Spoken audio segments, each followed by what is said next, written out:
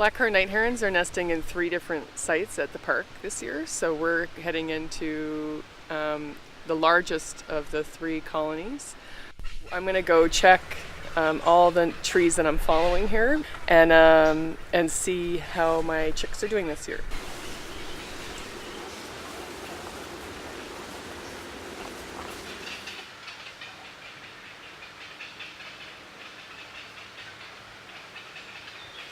This is a really different place than being in the cormorant colony. The vegetation's really high.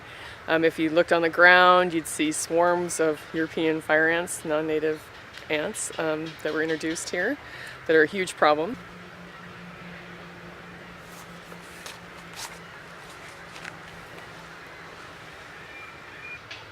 An interesting difference between black-crowned night-herons and double-crested cormorants in their nests is that the chicks for the night-herons are super camouflaged, and also that they're more mobile early on in their development. So if a raccoon climbs up a tree, they're able to kind of scramble and get out of the nest, whereas that would not necessarily be true for a double-crested cormorant.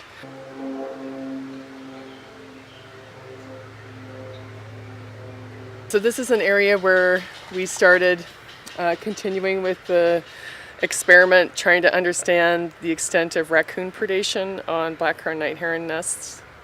So we have the predator guards, which prevent, these are almost meter-long solid pieces of sheet metal wrapped around the trees that are ideally supposed to deter raccoons from going up and eating the nest contents.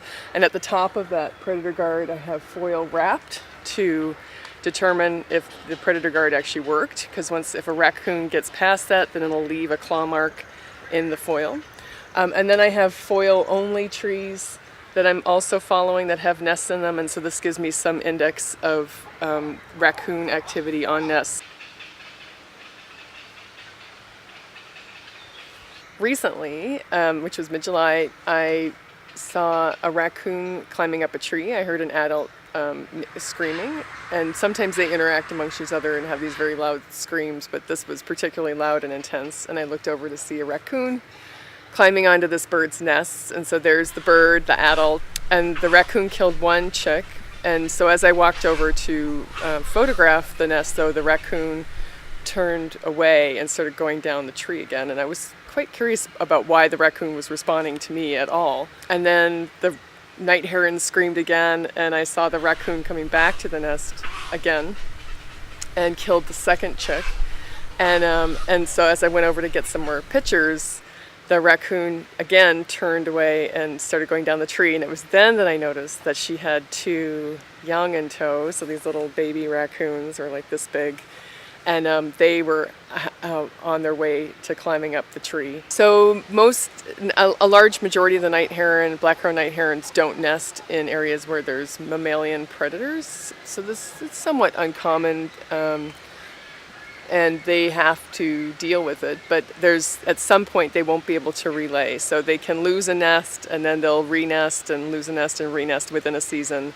But at some point, like that nest, it'll be too late now for a night heron to lay another nest this year, but they'll come back another year and lay it. And that's why we're also undertaking this management action of putting on these predator guards to at least ensure that some of the night heron nests successfully fledge chicks, because we want to have them come back year after year to keep the diversity of the water birds at the park the way it is.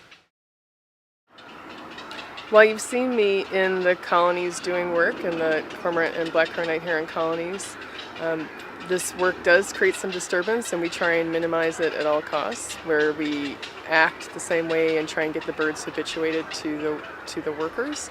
But it's important that the public recognize that going into the colonies while they're breeding does cause a great amount of disturbance, and it's important that the public stay out of the colonies when the birds are nesting.